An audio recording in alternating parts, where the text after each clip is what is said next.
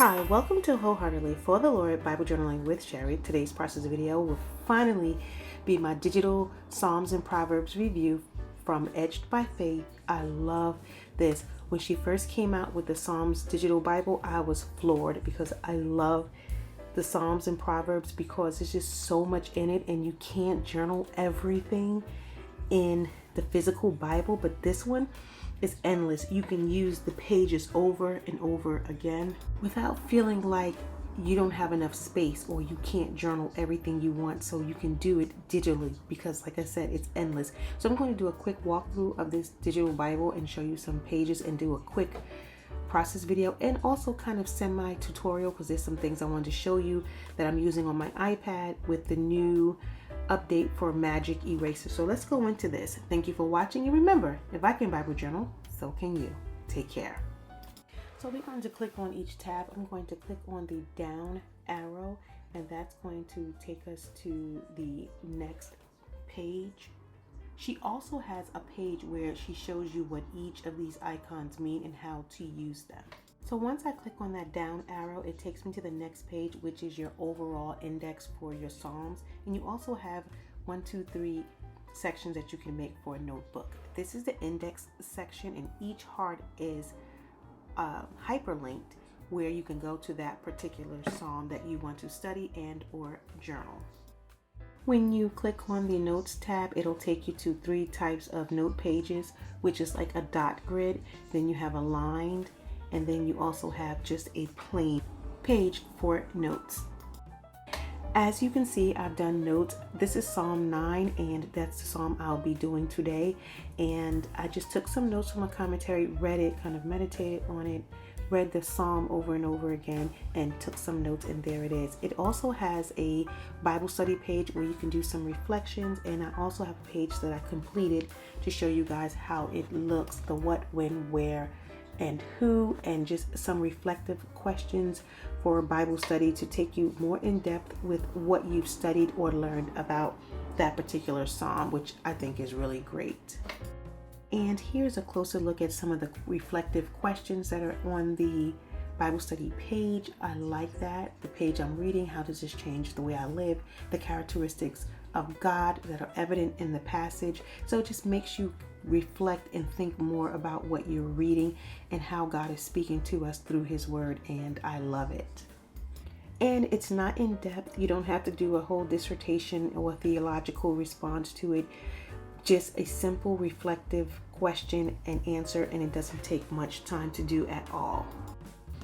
This other section is a Psalm 4, which I like, and just in case you want to journal in the Psalms, but you really don't know where you want to journal it, you don't have anything on your mind or in your heart, you can choose something for peace or protection or healing or strength or God's help. For example, I highlighted Psalm 86, and I also journaled it, and I used some elements from EtchedbyFaith, and then the girl is from Pray and Slay. So just to give you an idea that you can also use it kind of as a scripture journal and guide and highlight it as you complete it. And then you can always redo it if you want to do some other aspect of that Psalm as well.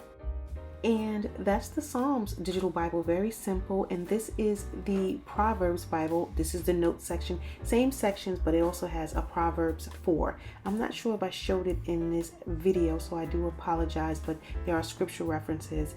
And let me look at it right now. I may not show it, but you'll get an idea if I tell it. So there are scriptures pertaining to the fear of God, about speaking, humility, work, friendship, silence, about establishing your plans. So it's really good, and like I said, it's a very simple, easy to navigate digital Bible. And one of these Bibles said in the beginning that she's working on an interleave Bible. God answers prayers, because in my heart I was like, I wish there was a digital interleave Bible. I would so get it because I love my interleave Bible. But there are scriptures in that Bible, I have 2 of them, that sometimes I want to do, but they're already journaled on. So here we go again. Endless digital Bible journaling. And it looks just as good as a physical Bible. I always love a paper and pen and markers in my hand, but sometimes you just can't do it that way, and sometimes time doesn't allot for it. So this is a great way for me to keep up with my Bible journaling creativity and that kind of visual illustrative worship with the Lord and spending time with Him, as well as my own personal time with Him in a physical Bible. So great job, Jade. Love what you did. This is what a journaling page looks like completed. I answered the questions when I did. That was Proverbs 10:19, and it was all about speaking and talking, and I journaled my notes on it. I have to do that prayer entry page, but this is the page and what it looks like. I thought it turned out nicely. The reflections that I did in the Bible study section was really good, and then my prayer, and that's what it looks like. Like I said, it's the same as the Psalms, but the only difference is there's a Psalm 4, there's a Proverbs 4. The page after the Bible study section has an application page, and it's just about how it applies to your life. And then I love this, so creatively done. On the right hand side, you illustrate how this verse made you feel, and that particular verse made me feel free. Taste and see that the Lord is good. I just felt so free once I journaled it and studied it a little bit and meditated on it.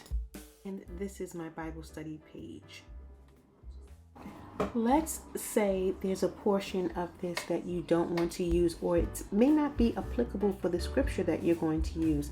For example, where you see the what, the who, the when, and the where. Let's say the scripture that you're journaling doesn't have a place necessarily that you a heart or anything. Let's just say you don't need to use where, but you can still use the cloud for something.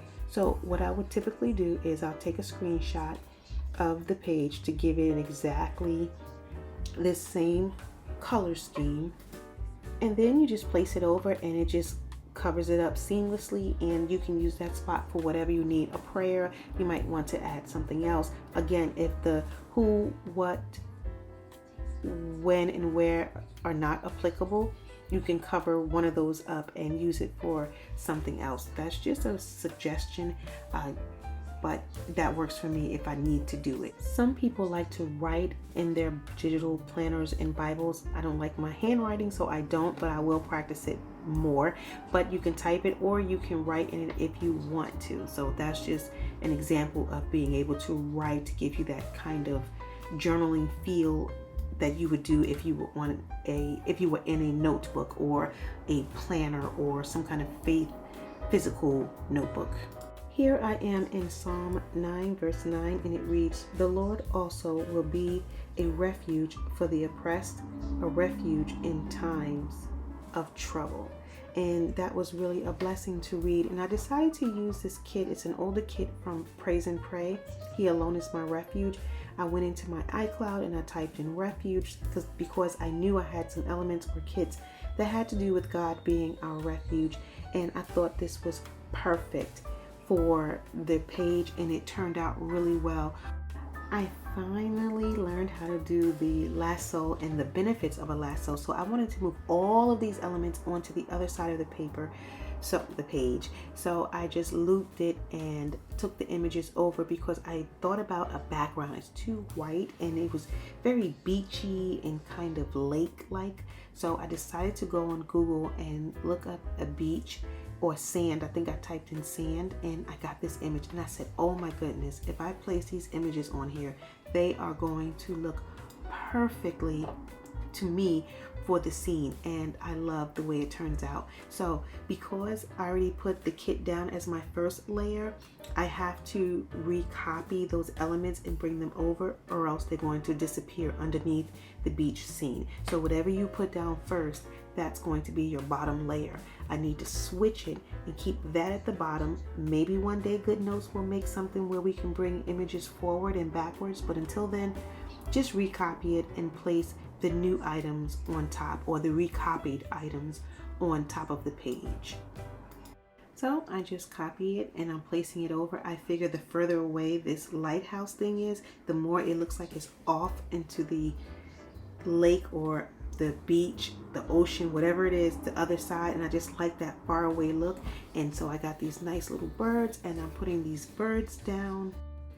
And I wanted these birds to be flipped.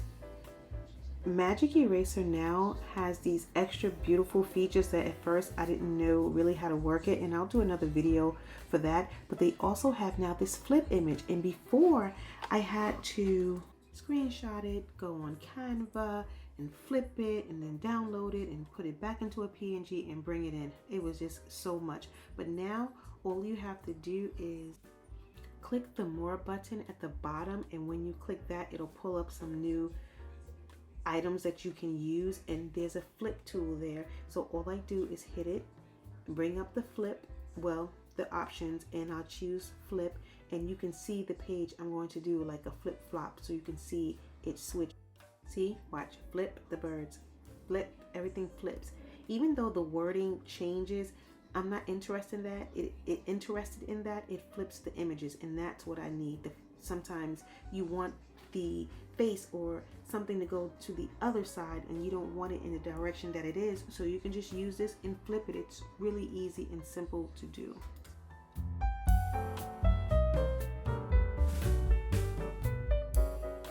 This time I opted to just save a bird to my photos, just one of the birds that was on the page, and use that to flip the bird. See, I can do a single flip instead of flipping a whole page. In times like these, it is comforting to know that the Lord is a refuge, a high place, a secure protection for those who put their trust in Him, and for those who are oppressed, afflicted, dejected, unhappy, for those of us who are in trouble and struggling. He is our refuge in the times of trouble, and no matter what it looks like, we can trust His word because He never lies. He's not like man that He should lie. So I love the fact that this image shows that God can be trusted, and He is just this garrison of protection for our mind, our bodies, whatever we need. He is that for us. And one of the commentaries says, and I love this, the more God is trusted, the more He is sought.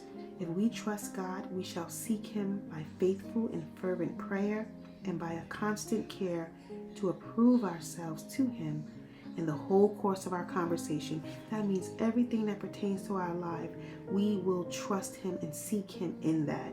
And it says that God never did, nor ever will, disown or desert any that duly seek Him and trust in Him. We have encouragement that He alone is our refuge. There's no one else that can take the place of the Lord. There's no one else that we should put before the Lord as a place of refuge from our enemies. When He is a refuge for us, He does not allow the enemy to penetrate. The enemy is inaccessible to us. When He hides us in His pavilion, when He covers us, the enemy can't get to us. The enemy can only do what God allows him to do for His purposes. And when that purpose is done, he has to let him go. So be encouraged. The Lord is a refuge. You can escape into Him and trust His character. When you can't see His hand, trust His heart. When you can't see what He's doing, know that He is faithful to all those who put their trust in Him. Thank you for watching, and take care.